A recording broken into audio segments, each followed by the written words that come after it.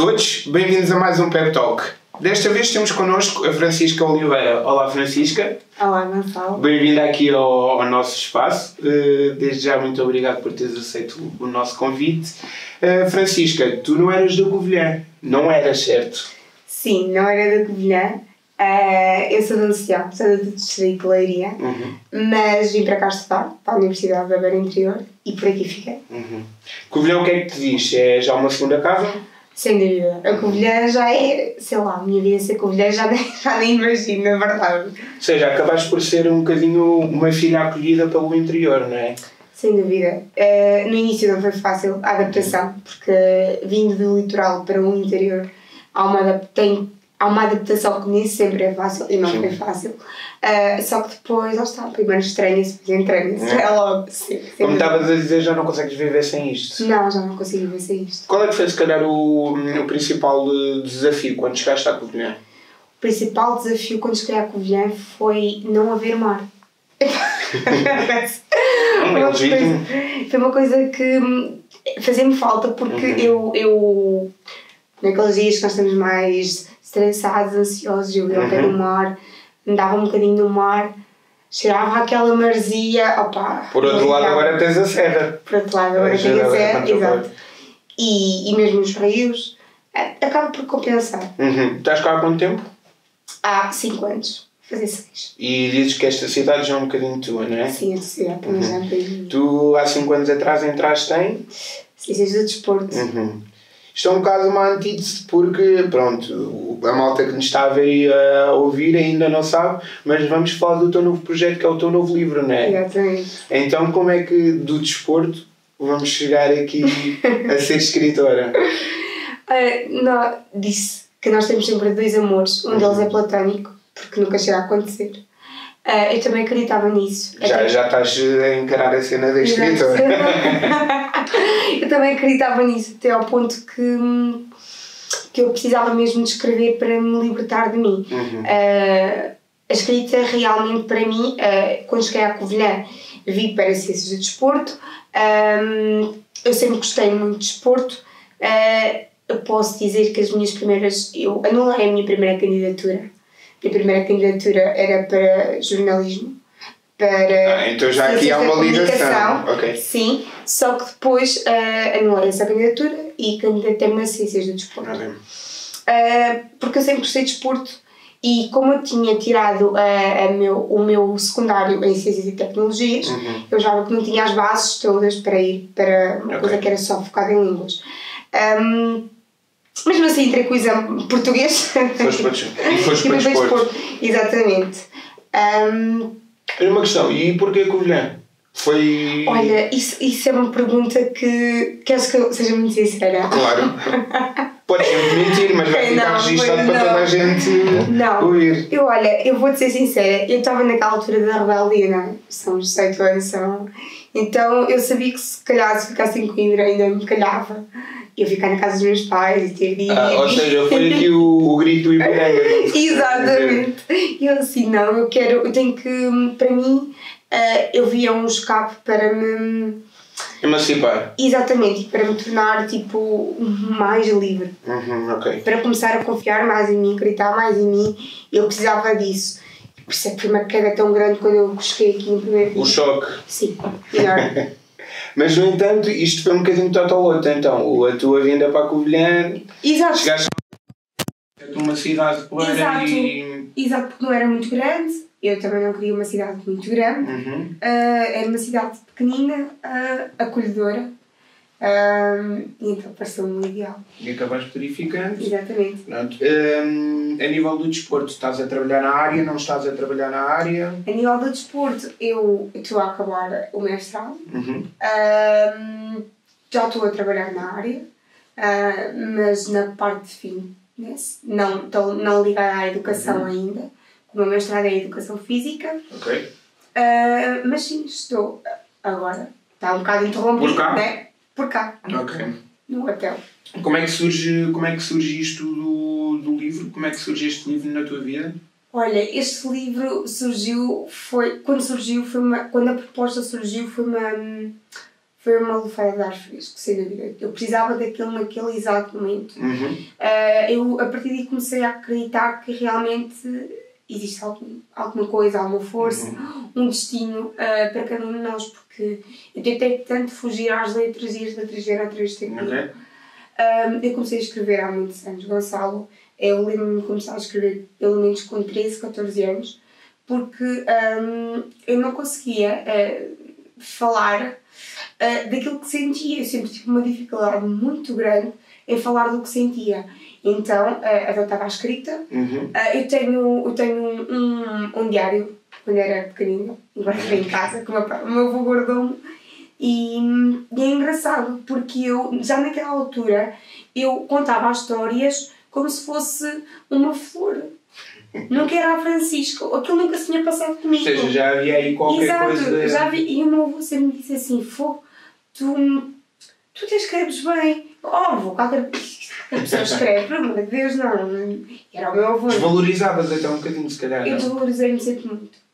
Então, este livro acaba por ser um bocadinho autoterapêutico? Sem dúvida, Gonçalo. Então não é um bocadinho, é totalmente, não é? Sim. Este livro foi muito importante para mim, porque eu não acreditava em mim, nem acreditava de todo que eu um dia ia conseguir alguma coisa minha, porque eu achava que eu um dia iria escrever um livro. Mas quando é que isso iria acontecer? Nunca vai existir um momento certo para tu fazeres algum projeto, para tu lançares um projeto. No entanto, eu tive vários problemas psicológicos e a escrita ajudou-me muito a ultrapassar. Este livro surgiu principalmente na altura em que eu estava quase a desistir. Eu sei que é um bocadinho... pode profundo estar a dizer isto, mas é verdade. Eu estava quase a desistir porque não estava a correr nada bem. Eu já estava cansadíssima da tese, de tudo. Os resultados não eram esperados. Eu também sou uma pessoa um bocadinho perfeccionista e no que toca a resultados e tenho que sair daquela forma e daquela maneira, e se não sair já não é assim, vou ter que começar de novo. E eu sempre fui muito assim, muito esquemática, muito calculista, e muito autocrítica, principalmente. Eu nunca acreditei em mim, Gonçalo. Tens aí uma prova que deverias acreditar mais. Exato, eu nunca acreditei em mim. E quando eu tento passar para os outros que devem acreditar neles, não é nenhum clichê. A mim foi preciso que uma editora acreditasse em mim para eu acreditar em mim. E depois descobri a verdadeira felicidade, que é quando nós acreditamos em nós próprios, nós não precisamos de aprovação de ninguém. Porque já está tudo bem. E acabas por fazer o que gostas, não é? Tu falas, nota-se, e quem te está a ouvir, a emoção nas tuas palavras, o quão... É que não é nervosismo, acaba por ser aquela emoção que tu sentes ao falar deste novo projeto. Gostas mesmo disto, não é? Eu adoro, Gonçalo, porque eu sinto que o meu dever... Eu acho que toda a gente, e agora não estou a ser filosófica, mas acho mesmo que toda a gente tem um propósito cá na Terra. E eu sempre que, desde garota, quando acontecia alguma coisa à minha frente que eu não achava correto, que mesmo que, imagina, eu não podia nem conhecer a pessoa, mas o meu primeiro pensamento era: eu tenho de intervir, eu tenho de falar, eu tenho de dizer alguma coisa. E então, ou seja, esse sentimento de empatia pela causa do outro ou pelas minhas causas já surgiu desde nova. Ou seja, estamos a falar de um livro que tem um carácter intervencionista também? Exatamente, e muito revolucionário. Ok, vamos então aprofundar um bocadinho mais isto. Como é que se chama o livro? Eufemismo. Então explica-me um bocadinho o que é isto do título do livro. Vamos começar por aí. Então, queres que mostre a capa? Força, podes mostrar. Então, eufemismo. Prazer. O eufemismo é uma figura de estilo, sabe, no português, sim, como tu deves saber, e é usada para suavizar a realidade. E não é nada mais, nada menos daquilo que eu procuro fazer quando escrevo. Eu quero que as pessoas, quando eu escrevo, gosto de transmitir a verdade. No entanto, às vezes a verdade é muito dura para ser lida ou ouvida. Então, eu acredito que nós podemos dizer toda a verdade e falar de uma forma mais suave, okay, mais atenuar. No entanto, podemos dizer tudo, na mesma. E o que é que vamos encontrar aí dentro? Neste livro vai ser um livro que vai quebrar muitos tabus. Ok? Muitos assuntos que eram proibidos ou então que não eram tão politicamente corretos de serem falados em público, porque quando alguém puxava esse assunto, a outra pessoa, o ouvinte, dava 2 passos para trás e calma aí que esse assunto é um bocado não puxado. convém falar, né? Não convém falar, é um bocado complicado. Ok. Esses assuntos passam por a violação, a agressão, o assédio, a discriminação, a desigualdade de géneros. Ou seja, estamos a falar de coisas muito fortes. Muito fortes, sim. Porque lá está, no meu ponto de vista, se eu queria lançar um livro e o meu livro tinha que ter causas. A principal causa deste livro é eu ser mulher. Ou seja, temos aqui a causa, a grande causa. Isto leva-me a perguntar, pronto, ainda acerca do livro e também acerca de ti, qual é que é a posição da mulher atualmente? O que é que tu achas, o que é que tu queres transmitir com esse livro? O que é que ainda falta, se calhar? O que ainda falta é as mulheres, eu vejo muitas mulheres, isto não querendo ferir suscetibilidades a ninguém, que ainda são muito machistas com elas próprias. As próprias mulheres? As próprias mulheres, sim. Acomodaram-se com o passar dos anos. Ou seja, a mulher não tem sempre que lavar a louça, a mulher não tem sempre que fazer a cama, a mulher não tem que ir pôr a toalha do marido que deixou em cima da cama. Não, a mulher não é mãe de ninguém. E a mulher, neste momento, agora já não tanto, mesmo assim ainda se vê, que a mulher começou a ganhar uma certa força, um certo empoderamento.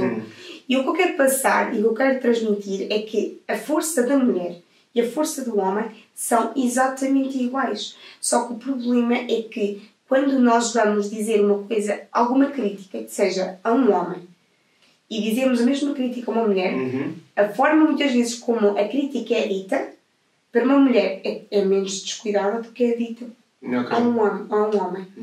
E isso, já não falo da desigualdade salarial, que ainda existe, ninguém pode negar que existe, ok, põem paninhos em cima, tudo bem, mas existe. E existe ainda, por exemplo, uma mulher que passa na rua, houve uma camada de piropos, assobios, mas está tudo bem. Eu como mulher, não, já é normal, não é? Já é normal. Exato. Não, nós não temos que tolerar. Ok, muito bom. Então isto acaba por ser um bocado um assumir, um statement, um morro na mesa, não é? Exatamente. Da tua parte. Exatamente. É uma batalha que eu quero que seja uma revolução, eu quero que seja uma crítica social e quero que seja, sobretudo, um debate social. E que as pessoas falem no café como falam no dia, como é que correu o dia de hoje, como falem da mesma forma que é eu, mulher, estou no mesmo patamar que o homem e comecem-se a questionar nisto e comecem a valorizar-nos mais. Eu acho que nós mulheres não nos valorizamos o suficiente. Eu acho que nós mulheres nós somos um ser tão magnífico, tão bonito. Nós fazemos maravilhas, nós conseguimos ser mais, nós conseguimos... É incrível o que nós conseguimos... O papel da mulher, não discriminando o homem também, como é óbvio, mas isto para dar força às mulheres e para... Eu quero que as mulheres, quando olhem para o meu livro, pensem assim, se ela conseguiu, eu também consigo. Claro. Porque eu sou uma mulher completamente normal. Apenas eu ponho a mão acima da mesa e digo que não. Eu acho que sim. O saber dizer que não, às vezes, é uma mais-valia, não é? Sim, e não é fácil saber dizer que não. Não é fácil saber dizer que não. Não é fácil tu oposto. Não é fácil neste momento tu ires contra entidades, não vou estar aqui a alongar muito, entidades, porque tu tens que te reduzir à tua insignificância e tu não podes ir contra, porque, ou das duas uma, porque és muito nova, ou às vezes é mesmo, e é assim, isto não é desculpa para tudo, mas sendo uma mulher, eu via muito isso no meu curso, peço imensa desculpa estar a dizer isso, sim, porque havia, como é óbvio não, mas o número de mulheres que existem a concorrer e o número de homens É uma diferença muito significativa. Achas que ainda existe muita desigualdade hoje em dia a nível de desporto de homens e senhoras? Existe. Eu, por exemplo, no meu ano, nós entramos 5 raparigas e éramos 60. Pois, isso vem um bocadinho, se calhar, daquele preconceito de, se calhar, o desporto é para homens. Exatamente. E as mulheres não... Exatamente. Estás a ver onde é que eu quero chegar? O estigma. O estigma. E tanto que acharem que as mulheres que andam em desporto usam bigode. E é com o facto não é verdade. Sim. E lá está. Eu aí apercebi-me, e o meu curso é uma coisa muito boa, que é, eu apercebi-me que a voz do homem e a voz da mulher não têm o mesmo impacto. Não tem o mesmo. Infelizmente. Então, voltando ao livro, este livro é um grito. É um grito de revolução. Para melhor. Eu acho que sim, muito bom. Vou-te desafiar a ler, se calhar, um dos poemas. Tá bem.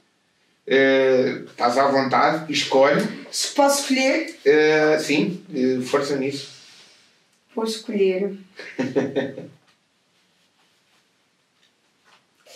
Agora estou a sentir a tensão de um momento enquanto escolhes. É complicado. Atenção, porque. Eu já sei qual é que é. Já sabes? Ok, estás só à procura. Atenção, que vai ser o primeiro poema que vai vir cá para fora, que vai ser estreado. É verdade. Não digo em direto, mas é quase como se fosse direto. Quase direto. Portanto.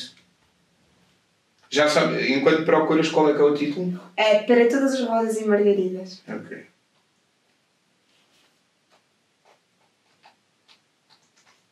Está quase.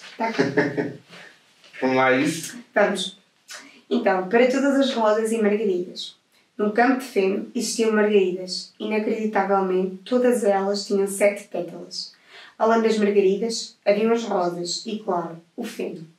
Nesse campo, erguido pelo vento, rebaixado pela chuva, o feno balançava consoante as estações.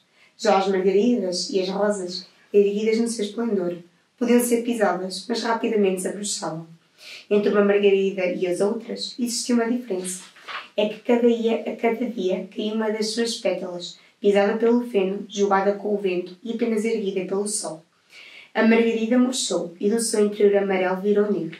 O poder da vontade do feno e da exuberância pela possessão do poder, porque afinal o campo era dele, doesse a quem doer. A margarida teve que se tornar conveniente ao seu fiel amo, assumindo o papel de submissa. Ele maltratou-a, queimou-a, ofendeu-a, pisou-a. A sua beleza já não era a mesma. Tinham-lhe cortado as pétalas. Perguntou e questionou o simples Margarida. Porquê eu? Porque eu quero essa tua luz. Não podes brilhar mais do que eu. Ameaçou o feno. Isto é meu e tu pertences-me. Logo de seguida, potapeteou Margarida. A Rosa, a sua fiel amiga confidente, colocou-se à frente. Enfrentou o caprichoso e malvado ser. Então o feno arrancou-a e massacrou-a até à sua última pétala. A Margarida viu e calada ficou, dominada pelo medo e consumida pelo rancor. O nojo pelo feno apoderava-se de Margarida. Ela gritou aos 7 ventos para que fosse feita justiça, mas o vento estava com preguiça. Ela invocou a trovoada dos trovões, mas todos eles troçaram das suas orações. Margarida cansou-se do ser violento, inapropriado possível de ser diabólico. E por já não acreditar na justiça, Margarida fugiu. E o feno perseguiu-a. E ficou entre o feno e o precipício, e escolheu saltar, do que ser maltratada que se tinha tornado no seu ofício. Todas as pétalas que lhe restaram foram transportadas por uma brisa, e a notícia correu veloz, coisa que não aconteceu, contentou que ouvissem a sua voz, que as pétalas da margarida e da rosa caída voem para todo o lugar, porque nenhuma mulher tem de apanhar e calar. Uou! É o que eu posso dizer. Eu acho que esse poema, se calhar, exemplifica o resultado total do teu livro. Exato. É o eufemismo profundo. Mas isso é muito profundo. Quando é que escreveste isso? Esse poema em específico? Escrevi-o há mais ou menos 3 meses. Por aí. Então já foi um poema, podemos lhe chamar um poema pandémico. Sim, já. E isso teve influência na tua escrita, esta pandemia? Teve influência porque nós éramos obrigados a ficar muito tempo sozinhos. Uhum. E não é fácil lidarmos connosco próprios, não é? Sim. E então eu comecei a escrever. E quando via as notícias, principalmente ainda mais da primeira pandemia, e acredito no primeiro confinamento, e acredito que no segundo confinamento também fosse quase igual, os números da violência doméstica, enfim, aumentaram, que é muito triste. Atenção, eu quando me refiro a Rosas e Margaridas, eu não me estou só a referir às mulheres, porque também sei que os homens também acontece muitas vezes. Exato, é uma coisa, lá está um assunto não falado, um assunto que se evita e parte lá está do mesmo estigma. Exato. A violência doméstica só com mulheres. Não. Mas não, exato. Eu utilizei as Rosas e Margaridas porque também são nomes de mulheres, mas lá está. É unidirecional este poema. Claro. Mas sim, aproveitei muito o confinamento para escrever e para refletir naquilo que eu queria que fosse levantado. Quanto tempo demorou este livro a ser junto? A juntar toda esta inspiração e criatividade? Então, foi desde novembro até agora. Ok, e temos poemas os poemas foram escritos desde novembro até agora? Ou marcamos aqui uma coisa mais... Sim, a maior parte dos poemas foram escritos desde novembro até agora. Há um poema, que é o primeiro poema do livro, que se chama Descarta, e esse poema foi escrito por mim quando eu tinha 15 anos. Comecei a escrever com 15 anos e acabei de escrevê-lo com 23. Esse poema passa pelas diferentes fases da adolescência até tu chegares à vida adulta. Ou seja, fala um bocadinho e fala da mulher, do papel da mulher. Não. De uma forma geral, o que é que fala esse poema? Este poema fala de uma forma geral que é as diferentes paragens e estações que existem na adolescência. À revolta, depois aquela parte em que tu tudo o que tu vês consomes, absorves, ou seja, aquela parte mais estável, que não é estável, mas pronto. Depois aquela parte emocional, os estigmas, depois de tu... Mas é engraçado porque estás a falar de uma coisa que já acompanhou-te. Isto é uma evolução. Esse poema acaba por ser um processo evolutivo. E como estavas a dizer, é uma terapia, é evolutivo, não é? É, sem dúvida. E eu quando li este poema, para pegar nele e acabá-lo, eu achei engraçado, porque com 15 anos eu já havia uma revolta na minha cabeça, como é que certos assuntos eram deixados serem passados a limpo e impunes, como se estivéssemos a falar de uma brincadeira básica de uma criança. Há certos assuntos que acho que eu falo aqui muitas vezes na Descarta, falo muito da diferença entre classes, classes sociais, e como é que são desvalorizadas as pessoas que se calhar andas na rua e um pedreiro diz-te bom dia e tu não respondes, vem um doutor a seguir de fatiota, diz-te bom dia e tu já lhe retribuis o bom dia. Ou seja, tu já na altura notavas que havia aqui um preconceito. Sim, completamente. Uma coisa pré-fixada. Que para mim não faz sentido. Não faz sentido nenhum. Ou seja, tu tinhas na altura 15 anos. Tinha na altura 15 anos. E agora tens. Eu sei que não se pergunta a idade de uma senhora, mas. 23. E passado este tempo todo, isto continua a existir? Achas que mudou aqui alguma coisa? Não mudou nada. Não sentes que estamos a caminhar noutro sentido? É que eu vejo cada vez mais, se calhar, as instituições a afirmar assim, a moverem-se nesse sentido. Não sei se tu sentes isso, e tu que tens agora o poder da palavra de mudar também um bocadinho isso, não sentes que já começamos a caminhar noutro sentido? Caminhamos aos poucos. No entanto, ainda há muita... É pouco. Exatamente, é pouco. É pouco. É pouco porque as mentalidades que nós achamos que estão mais evoluídas, eu estou a falar, por exemplo, no caso das gerações mais novas, a partir de 2000 e pouco,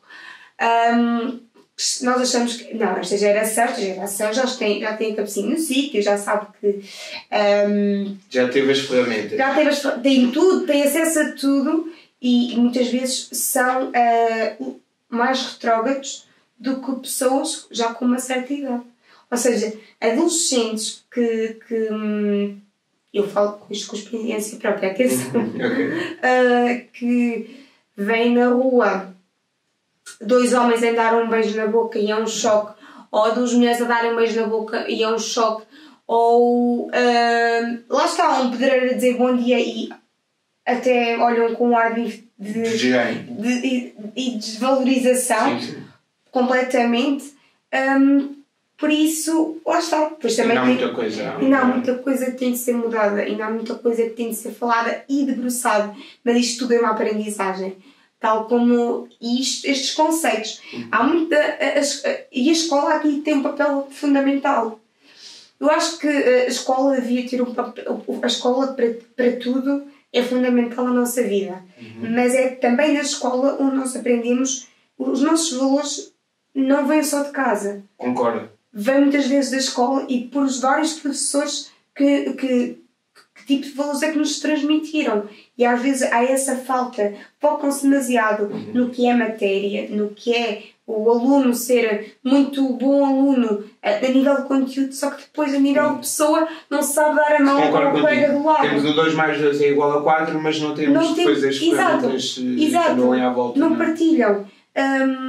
Eu quando estive a estagiar como professora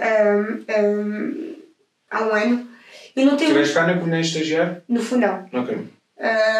E eu não tenho muito, eu dei aulas ao 11º ano, já era uma idade assim complicada, mas eu gostei muito, porque eles no início olharam para mim, lá está, na minha idade, no meu ano, alguma vez eu ia olhar para um professor, independentemente da idade que ele tinha, e falava-lhe com ar de desdenho, só porque ele ter quase a minha idade, porque a diferença entre mim e eles era uma diferença de 6 anos. Ou seja, estamos a falar outra vez, voltamos aqui ao preconceito. Eras mulher, eras nova, não tinhas autoridade para ter o conhecimento e para seres professora. Exatamente. E não foi fácil. Ou seja, então o papel que eu comecei a adotar foi o papel mesmo daqui não levam sorrisos nenhuns. Não levam sorrisos, isto vai se tornar um bocadinho, tive que ser um bocadinho o estilo comando, que é aquele estilo que é assim, aos sopas, pronto, porque eles não tinham aquela base que era, como é que eu ia dizer, eles não eram desrespeituosos, eles apenas não faziam tudo aquilo que eu lhes mandava. Era o mindset que eles tinham, era esse. Exatamente. E lá está, porque eles olhavam para mim e viam uma pessoa quase praticamente da idade deles. E eu apercebi-me a partir daí, quando dei aulas, depois houve uma mudança significativa a nível dos comportamentos deles. Porque eu sempre salientei muito a importância das atitudes e valores. Porque eu sempre lhes disse, adultos que não saibam dar a mão ao próximo. Nós queremos pessoas. Falta o sentimento de humanidade. Nós não estamos a ensinar computadores. Nós estamos a ensinar pessoas. Eles não são números. Eles são pessoas. Eu acho que eles já estão habituados a serem tratados como números, como é óbvio que já nem ligam aos valores. E esse livro puxa-nos um bocadinho também na direção... Se calhar é um manual para eles também. Sim. Acho que este livro acaba por ser... abrange todas as idades. Umas mais que outras. Mas sim, abrange todas as idades. E o que é que esperas? Qual é que é a reação que estás à espera do público com isto? Perguntas. Muitas perguntas, muita crítica.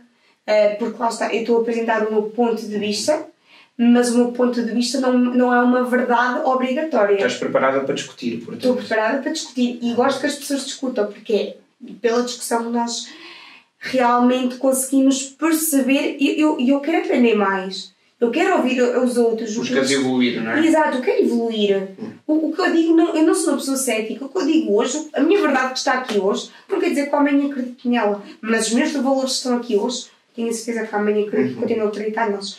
Agora, o que eu quero fazer com isto é apelar a uma consciência social. A consciência de que há muitos assuntos que são atenuados, que são postos para debaixo do tapete. Quanto menos falarmos sobre eles, melhor. E agora o eufemismo recai sobre o papel, principalmente o papel da mulher, não é? Sim, o eufemismo é sobre o papel da mulher e sobre temas que são complicados de falar porque são temas fortes. Violação. Como tu estavas a falar da violação, violência doméstica, não é? Exatamente. E estavas a dizer isto da pandemia ainda veio agravar-se um bocadinho isto. Exato. Eu sou-te sincero, agora na pandemia evitei um bocadinho ver notícias. Daí eu estar a perguntar e tu estás a dizer que tens essa sensação. Se calhar o papel da mulher aqui é o que era negativo, mais negativo ficou com esta pandemia, não? Sim, porque imagina uma mulher que sofre violência doméstica, por exemplo, ou um homem que sofre violência doméstica, é obrigado a estar 24 horas com a pessoa, com o agressor. Seja aqui uma atenuação de comportamentos. Exato, e depois lá está. Nós sabemos como é que é a justiça neste país. É demorada. E então as pessoas muitas vezes conformam-se e não se podem conformar. Não se podem conformar porque quem bate uma vez, bate duas, bate três, bate quatro, bate cinco, e não é porque estava mal disposto. E o que aí tens é um não conformismo, não é? Não. Não conformismo. Nós não temos de tolerar. Ninguém tem de tolerar que seja um levantar de mão. Ninguém tem de tolerar a violência verbal. Ninguém tem de tolerar a violência física. Tudo o que for invasivo nós não temos que tolerar. Está na altura de batermos com a mão na mesa. É tudo muito forte. E acho que não é um eufemismo, é contrariamente um eufemismo, e acaba por ser muito bonita a tua mensagem e o mote que tu transportas e que queres passar com esse livro. O que é que vem a seguir ao eufemismo? Olha, Gonçalo, vem a seguir ao eufemismo, provavelmente vem um livro intensificar ainda mais a causa da mulher. É? Vamos continuar com este mote. Porque eu quero que as mulheres sejam relembradas todos os dias o quão importante elas são. Isso é muito bom. Já em termos de desfecho desta conversa. Eu gosto de chamar isto de uma conversa que estamos à vontade para falar acerca de tudo. Eu peço sempre a toda a gente que deixe uma mensagem. Neste caso eu acho que tu já deixaste a tua mensagem. É claro, para toda a gente que viu e que ouviu este episódio, a tua mensagem é muito forte, é muito clara e é muito boa. Mas, em jeito de modo final, penses que está uma mulher do outro lado, uma mulher reprimida do outro lado daquela câmara, okay, do outro lado do telemóvel que nos está a ouvir, e que lhe deixe um conselho. Ok. Em jeito de eufemismo.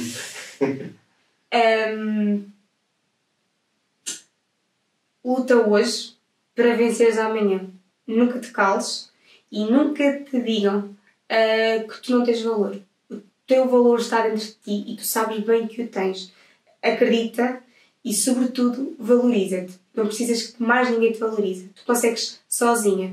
Tu consegues ser mais do que és. Tu és uma guerreira. Nunca te esqueças disso. E é isto. Acho que por hoje muito pouco podemos dizer. Espero que tenham gostado deste profundo episódio e até uma próxima. Até uma próxima.